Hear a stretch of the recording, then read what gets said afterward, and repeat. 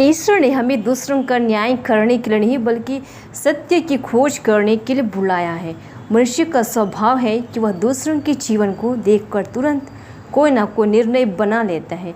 किसी की पहनावे, व्यवहार, शब्दों, असफलताओं या गलतियों के आधार पर हम उसके चरित्र का निर्णय देते हैं। लेकिन बाइबल हमें एक अलग मार्ग दिखाती है। यीशु कहते हैं, दोष मत लगाओ ताकि तुम पर भी दोष ना लगाया जाए।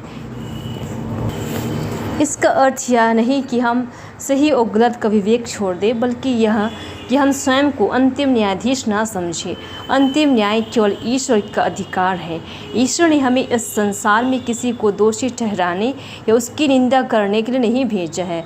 उसने हमें प्रेम करने, सेवा, क्षमा करने और सत्य का अनुसरण करने के लिए बुलाया है। जब हम दूसरों का न्याय करने में अपना समय और ऊर्जा लगा देते हैं, तब हम अपने भीतर झांकना भूल जाते हैं। हम दूसरों की छोटी सी कमी देख लेते हैं, लेकिन अपनी बड़ी कमियों को अनदेखा कर देते हैं।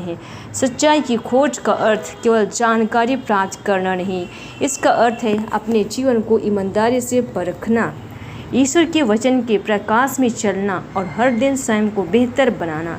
सत्य हमें नम्र बनाता है, जबकि दूसरों का न्याय करना हमें अहंकारी बना देता है। जो व्यक्ति सत्य की खोज करता है, वह पहले स्वयं से पूछता है, क्या मैं ईश्वर की इच्छा अनुसार जीवन जी रहा हूँ? मनोवैज्ञानिक दृष्टि से भी यह सत्य है कि हम अक्सर दूसरों में वही कमियां जल्दी देख लेते हैं जिनसे हम स्वयं किसी न किसी रूप में संघर्ष कर रहे होते हैं। इसे मनोविज्ञान में प्रोजेक्शन कहा जाता है। इसलिए दूसरों की आलोचना करने से पहले अपने मन की जांच करना अधिक आवश्यक है। आत्म जागरूकता हमें परिपक्व बनाती है, जबकि लगातार दूसरों का मूल्यांकन करना हमारे मन में तनाव, कटुता और दूरी पैदा करता है। सत्य की खोज करने वाला व्यक्ति सीखने के लिए सदैव तैयार रहता है। वह अपने विचारों को परम सत्य नहीं मानता, बल्कि ईश्वर से प्रार्थना करता है कि उसे सही मार्ग दिखाए।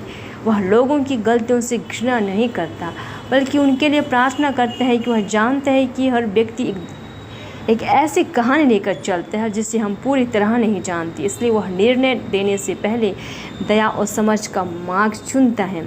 आज के समय में सोशल मीडिया और सार्वजनिक जीवन ने लोगों का तुरंत मूल्यांकन करना बहुत आसान बना दिया है।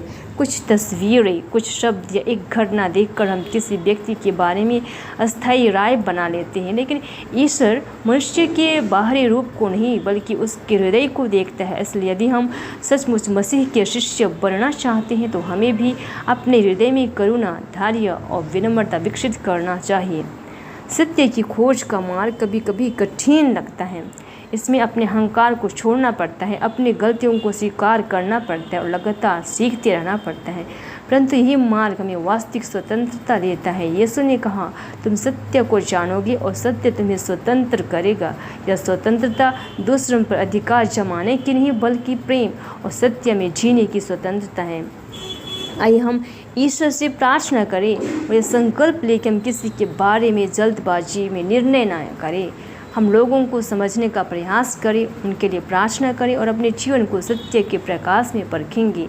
हमारा ध्यान दूसरों की कमियों को गिरने में नहीं, बल्कि अपने जीवन को ईश्वर की इच्छा अनुसार बदलने पर होगा। जब हम सत्य की खोज करते हैं, तब हमारा हृदय विनम्र होता है, हमारी दृष्टि निर्मल होती है और हमारा जीवन दूसरों के लिए आशीष बन जाता है।